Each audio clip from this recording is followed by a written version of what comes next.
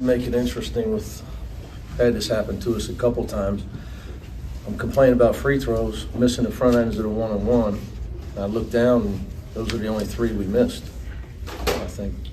I know two for sure were the front end, Dylan and Sebastian. Right.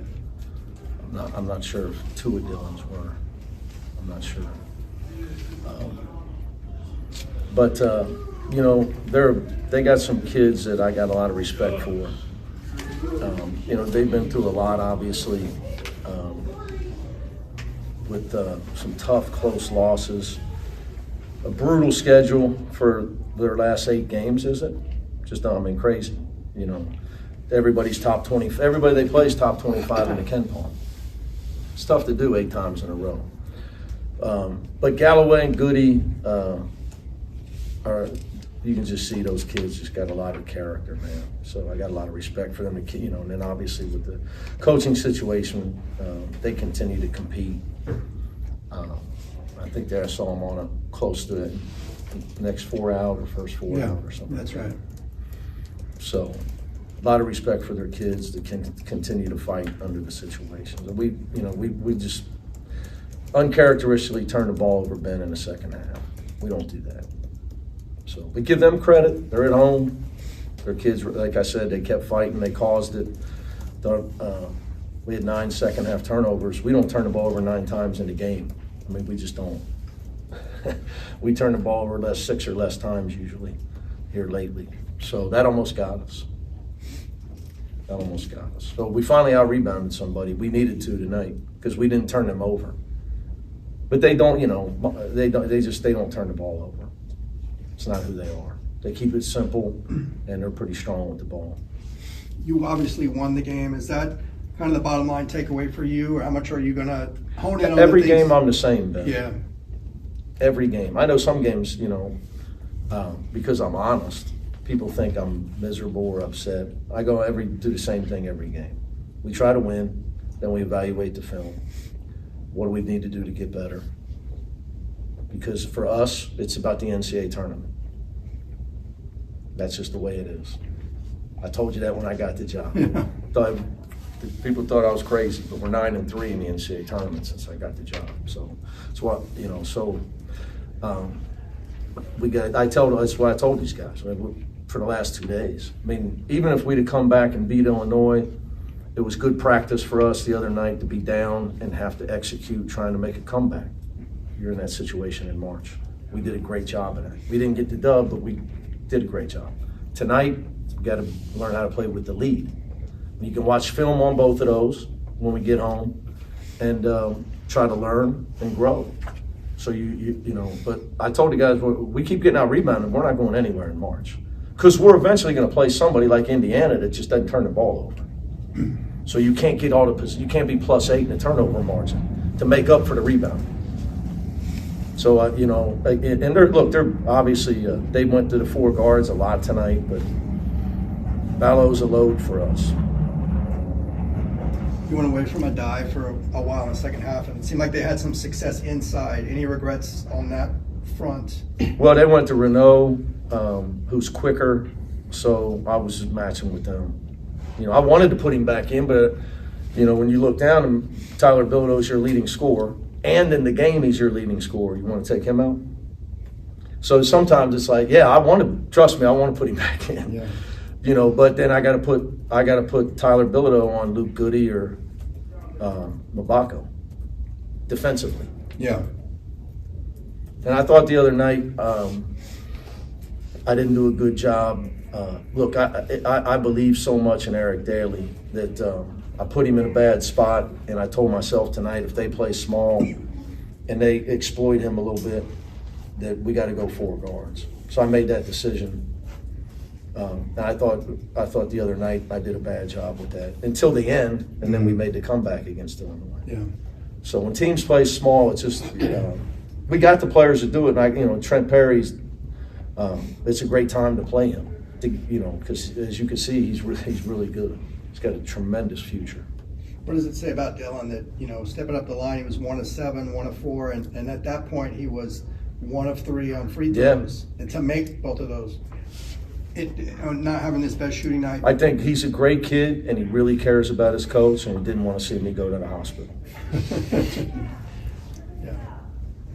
Mick, you talked about that coaching situation with Indiana. Is that anything you've given any thought to or that you would entertain? I just think it's tough to do that stuff during the season. Oh, that's not what you're asking. It is. I just think it's tough to do that stuff during the season. But actually, it's just college. The whole thing's gotten so crazy because we had a couple coaches did it, right? Tony and Coach Larinaga, they did it. Leonard, the coach I replaced, it happened to him during the season. I don't like to see that. As far as me, I would never comment on a coaching situation. It'd be wildly inappropriate because I'm the son of a coach, and the way I look at it is that Mike Woodson's the coach at Indiana. That man's coaching his basketball team. And he was a national champion. I happen to know him. I know Kenya Hunter on his staff extremely well for many years. I have tremendous respect for their kids and their team. And to me, nobody should say anything that distracts from anything with them. With that, so I just think it would be wildly inappropriate, and that mostly for what I said. My respect for Coach Woodson, he's over there coaching his team. That's all that anybody needs to. I understand you guys got to do your job. You got to ask. It's just that's my stance on that stuff. Sorry to follow up that more so that you're kind of a name on these hot boards that are coming out. And you know what? Here's how I look at that stuff. You might be on your hot boards. They might want my ass fired on our hot boards. That's how I look at that. So hey man, I stay off the hot boards. I want to ask you.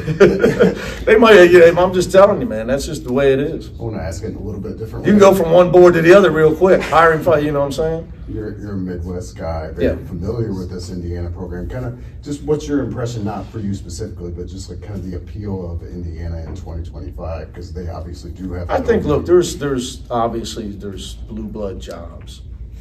And there's, people write these articles now, like because we haven't won the title since '95. But, it's never going to change. Like the Yankees are always going to be the Yankees. UCLA basketball, Indiana basketball is always going to be, it's just the way it is. So that's, I don't think that, even though what's it been since Steve won it with Coach Knight. So, but it's still, it's still the Hoosiers, man. Do you think that still carries weight, like the history part of it? Or? Here's what I would tell you about programs. Okay, I think your programs, it's changed because of the new rules. Right. I used to always say you got to have support commensurate with expectations. Okay, now I can't answer those questions, only for UCLA. You got to have support commensurate with expectations. To be a great program, you got to have great tradition, and you got to have great fans. Okay, and the backbone of support of all the guys in your tradition that played. Like for me, I got guys like Kareem and Mike Warren and Jamal Wilkes. Guys are just tremendous supportive guys at every game. That's important as well. Now you got to tack on the NIL and then whatever the new rule is, the revenue share. So you got to throw those two in, But I just think, it's back to the big time tradition, support, and your fan base, your former players, so you would know the answer to what's intact here. I know my mentality. I walk out here and I see Coach Knight just like I walk out in my job, I see Coach Wood. And that's just what I said to your guys, people at the scores table before the tip-off, I said, man, I don't know if Coach Knight might be rolling over in his grave looking at those uniforms. Those, Adidas must have talked him into that. When I was at Cincinnati, we were at Adidas. They had us wearing some crazy neon stuff one time too. So that's what I was thinking about when I saw those uniforms. Did you get a chance to see the Sebastian Mack play where the technical, it was a big turning point for them? I didn't see it. Okay. You? I didn't see a replay, no. Yeah. Did they get you an explanation on that? Was it because of the elbow, or was it something more? They said he got fouled and then his arm went out. It's hard for me to comment. I don't expect to get calls on the road, and I don't expect to get any calls this year in our first year in this league. This was the first win outside the Pacific time zone. Is that significant? Nah. Because you're gonna We should you're gonna need to do that. We had Carolina beat. I should have had Tyler out of there. We were up 10 in the foul, and he got his 4th foul, and then we just went on a parade of missed free throws, which was ridiculous. So, but no, I don't. I think when people realize, man, people in this game, you play well and lose. Yeah. In this league is going to get coaches fired. I was in this league now, the Big East back in 11. Okay, you can play well and lose in this league. Okay, we did not play bad at Maryland. We're down 9 when I decided to hit the showers and send a message. Okay, Ace Bailey's a 2nd or 3rd pick in the draft hits a fall-away contested 3 on us in the corner at Rutgers. They're at full strength against us. The rack's rocking. We didn't play bad. Dylan had the flu. He played 5 minutes. It's just, so I think people get in their head, you just see results. So whether you win or lose, I think you got to improve. You got to evaluate your team, your individuals, because these kids want to get better. That's at least part of the way we do things. We're a truth-telling program. So, that's what so whether you win or lose, you got to get better, because ultimately we play in a one-and-out tournament.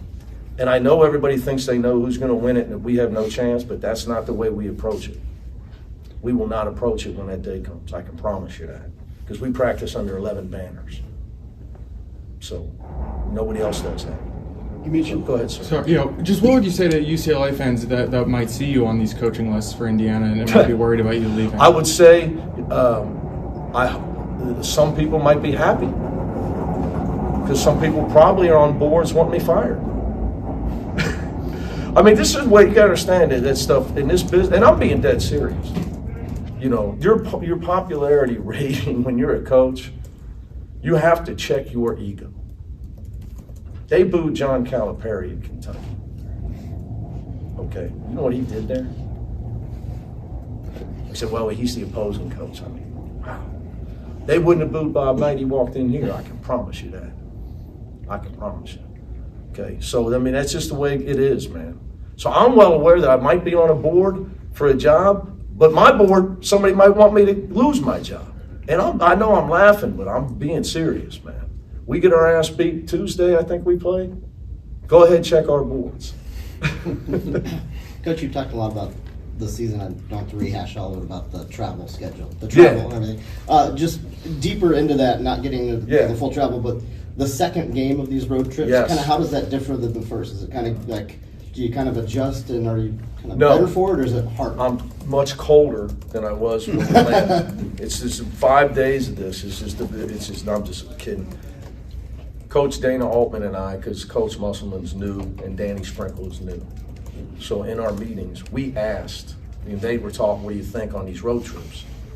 We're in the Pac-12, we're used to 1 day in between. Yeah, that's all. So you got to leave the day before, you play, get to your next place, you play, you get back, you're losing. So we left on Monday morning. We're going to get back Saturday morning tonight at 2 a.m. Yeah, it's too much class. I want 1 day off in between. Now, some of my Big Ten coaching brethren said, "Oh, you got to have 2 days of game prep." To my answer, my main man, Coach Izzo, was, "You're the greatest 1 day prep guy in history. You've never lost an Elite Eight game." He's 8-0. What the hell does it matter if you got an extra day? You don't need an extra day's prep. And in fact, with your record, I wouldn't want one. And I said, trust me, guys, you're going to be, even though you're in LA and the weather's better, and they only do it 1 time, but we do it 3. So I'll be vocal. I think we need to get these kids back home. Academics matter. And for us, it's 3 of these trips plus the Big Ten tournament. Mm-hmm. So for me, I'd like 1 day off in between. Even if you got to fly, from Maryland to Rutgers, it's a short flight. We did it. We would play, we would play Utah at night. Okay, slept. The next day flew to Colorado, had a walkthrough, played Colorado at noon, and won the game on CBS. So I think coaches sometimes, it's new for the Big Ten coaches in the Pac-12 and defensive end. We're used to 1 day. But again, you're just prepping for the NCAA tournament. So that would be my request on it. My favorite question. But I don't predict anybody will listen to anything I say. Okay, just so you know. I do not. The only thing I have in common with Coach Izzo and his clout is we're both short. He and Matt will probably have the say on that. I like to ask about springboard after good performances. So Trent Perry. You do love the springboard. I do. It's this thing. If your guy's a good game, is he going to spring forward? I hope so. Yeah. Does that give you more confidence in him, a performance like I've had confidence in Yeah. him. It's just trying to find him the right time to get him the minutes. And I thought I should have done it more at Illinois. I blame, after I beat myself up after every loss. And I thought we should have played small. I put Eric in some tough situations playing against Illinois. And there was a chance to play him. Because when they decided they were going to play small tonight, it was a chance to play Trent, get him minutes. He's had a great attitude throughout being a McDonald's All-American and having choppy minutes. You can't possibly have a better attitude than him. My athletic directors and some of our donors watch our practice, but my close friend Ryan Wolf, who from Martinsville, he's a basket. He knows the game, guys. And he said that kid got one shot in your practice. He got one shot. Never stopped talking, never stopped hustling, was always in the right spot. That kid's going to be a great player. He's a winner. You can really win with him. So, is everybody fully recovered? A guy was finally there. Okay. Yeah, him and Tyler were hurting bad, and it went from stomach virus to respiratory. Yeah, I got to gain some weight back. So, hoping Doug's got something edible here on the bus. All right, we ready? All right, man. Thank you. Thank you.